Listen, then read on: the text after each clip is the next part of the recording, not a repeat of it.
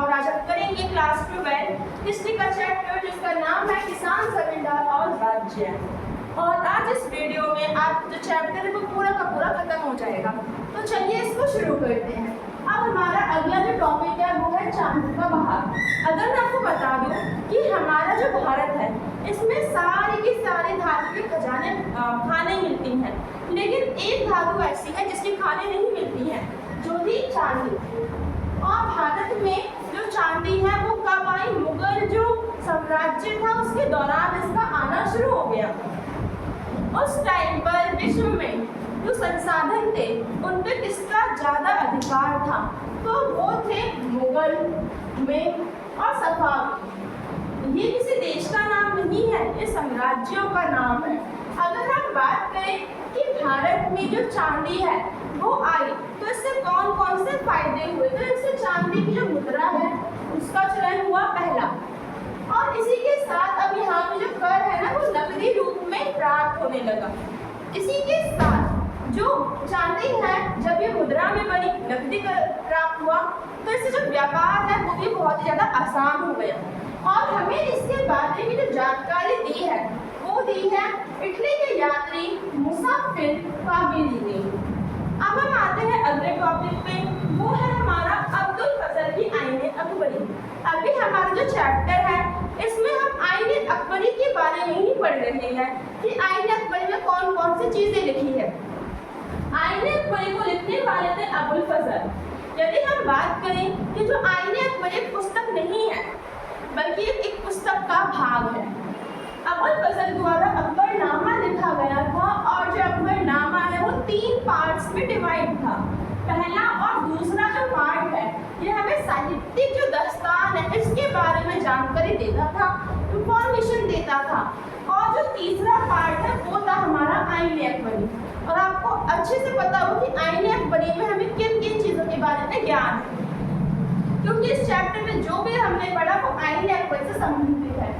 जैसे कि दरबार, प्रशासन, सेना, गांव, मुखिया, जमींदार, औरतों की कंडीशंस, ये सब कुछ इसमें आ जाएगा। अब हम बात करेंगे कि हमारी जो आईने अकबरी है वो भी 5 भागों में डिवाइड है। इसमें से जो पहला भाग है ये हमें शाही परिवार के बारे में जानकारी देगा। तो जो दूसरा भाग है वो हमें सिपाही प्रशासन और नागरिकों के बारे में, नौकरशाही और कलाकारों के बारे में जानकारी देता है। तीसरा जो भाग है ये हमें मुल्क आबादी, प्रशासनिक वित्तीय, जमीन नपाई और भौगोलिक विविधता के बारे में ये जानकारी देता है। यदि हम बात करें चौथा और 5वां भाग आईने अकबरी का, तो ये हमें किस किस की जानकारी देता है? लोगों के मजहबी, साहित्य की, रीति रिवाज की, संस्कृतियों की और त्योहार की। इन पॉइंट्स को आपको याद करना पड़ेगा, इससे आपका 3 नंबर का जो क्वेश्चन है वो बनेगा ही बनेगा।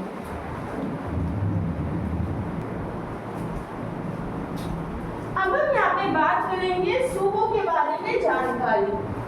तो जो सूबे हैं, सबसे पहले सूबे स्थान है, और जो सूबे है ये 8 भागों में डिवाइडेड है, या फिर इन्हें 8 भागों में तालिबद्ध किया गया है। तो देखिए यहाँ पे जो 8 भाग है वो कौन कौन से, अब इसके बारे में जानते हैं। पहला जो सूबा है वो है परगनाथ महल, दूसरा है किला, तीसरी है नापी हुई जमीन और नकदी फसल। इसी के बाद सुयुरगल का अर्थ होता है दान दी गई जमीन या फिर राजस्व, जमीन दान। तो ये जो 6 है ये हमारे सूबे हैं, सूबों के थाने हैं। यदि हम बात करें 7वां और 8वां जो सूबा है ये हमें किसके बारे में जानकारी देगा? जमींदारों के बारे में, कि जमींदार की जातियां कौन सी होती थी और इनके पास कौन कौन से अधिकार थे। इसी के साथ घुड़सवारों के बारे में और पैदल सिपाहियों के बारे में भी जो सूबे है इसमें बताया गया है। अब हमें यहाँ पे बात करनी है सीमाओं की। सीमाओं का अर्थ होता है कमियां, समस्याएं।